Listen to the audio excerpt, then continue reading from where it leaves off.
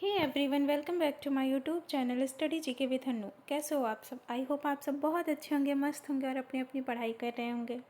तो जैसा कि आपने देखा होगा थंबनेल पे, ये वीडियो किस टॉपिक पे है। तो ये वीडियो है डीएलएड के टॉपिक पे। जिन बच्चों का बैक लगता है और उनका एक बार में एग्ज़ाम नहीं क्लियर होता तो वो बहुत टेंशन में आ जाते हैं कि मेरा बैक लग गया है, मेरा एक सेमेस्टर ख़राब हो गया, कैसे होगा कैसे होगा। तो मैं उनके लिए एक वीडियो लेके आई हूँ।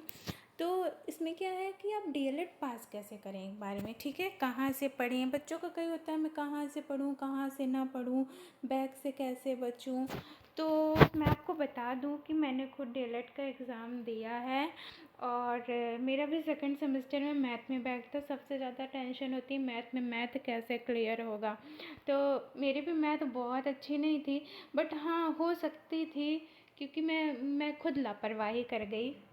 तो मेरा भी सेकंड सेमेस्टर में मैथ में बैक आ गया था। तो फिर मैंने दोबारा एग्ज़ाम दिया तो वो मेरा क्लियर हो गया अच्छे नंबर से, वो भी बहुत अच्छा नंबर था। शायद 25 में से 22-23 नंबर था मेरा।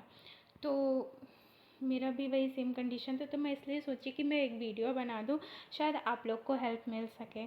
तो चलते हैं अपनी वीडियो की तरफ कि कहाँ से क्या पढ़ा जाए। तो आपको कहाँ से पढ़ना है ये मैं बताती हूँ। देखिए, सभी सीरीज़ से तो पढ़ते ही हैं, ऐसा तो है नहीं कि कोई पढ़ता नहीं, बिना पढ़े पेपर दे के आ जाओगे आप। तो सीरीज़ से तो सभी पढ़ते हैं, हर सब्जेक्ट आप सीरीज़ से पढ़ लो, कोई दिक्कत नहीं है। लेकिन क्या होता है कि मैथ और साइंस में हम पढ़ते हैं लेकिन फिर भी बैक आ जाता है, साइंस फिर भी निकल जाता है। लेकिन मैथ में होता है कि आपको टॉपिक क्लियर होना चाहिए। वो आप सीरीज़ से कितना भी पढ़ लोगे, अगर आपको वो टॉपिक क्लियर ही नहीं होगा तो आप कहाँ से कर पाओगे।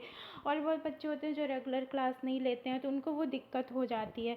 तो आप सारे सब्जेक्ट सीरीज़ से कर लो, उसका कोई दिक्कत नहीं है। जैसे साइंस और मैथ हुआ, साइंस और मैथ से मैंने दो क्लासेस ली थी। एक इट्स ओके क्लासेस से मैंने क्लासेस ली थी और target UP TET CTET करके है, मैंने वहाँ से क्लासेस ली थी। इट्स ओके क्लासेस आप यही केवल इन्हीं की क्लासेस ले सकते हो, इतना आपके लिए बहुत बहुत रहेगा।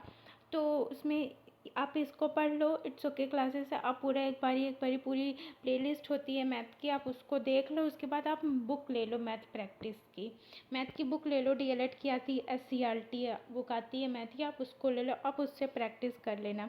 अब जब एक बारी बुक सॉल्व करोगे तो आपका खुद ही कॉन्फिडेंस ऊपर हो जाएगा कि हाँ मैं कर ले रहा हूँ, मैं कर ले रही हूँ, हाँ मुझसे हो जाएगा। मेरा भी यही था कि मैंने भी यही किया था। जब मेरा बैक आया तो मैं बहुत परेशान हो गई, तो फिर मैंने क्या किया, मैंने बुक लिया। फिर मैंने सोचा अब तो बुक से पढ़ना ही पड़ेगा, क्योंकि जब तक एक एक टॉपिक क्लियर नहीं होगा तब तक हम नहीं कर पाएंगे, कुछ भी हो जाए। तो मैंने पूरी बुक सॉल्व की थी। तो मेरा वैसे तो हो गया था, मेरा अच्छे अच्छे नंबर आ गए थे। मेरा फर्स्ट सेमेस्टर में मैंने बुक नहीं लिया था, मैं सोची हो जाएगा, फर्स्ट सेमेस्टर तो मेरा हो गया। बट सेकंड सेमेस्टर में जब मेरा बैक आ गया तो मैं बहुत डर गई थी।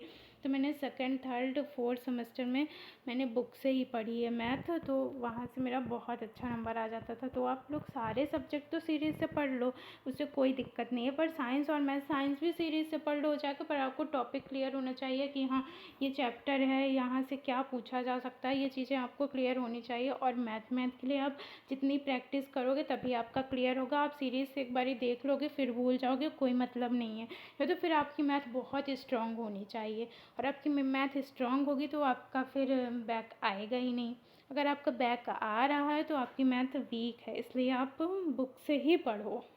मैं तो ये सजेस्ट करूँगी कि आप बुक से ही पढ़ो, ठीक है। Thank you so much. तो आपको अच्छा लगा हो तो लाइक सब्सक्राइब करिएगा, and thank you so much.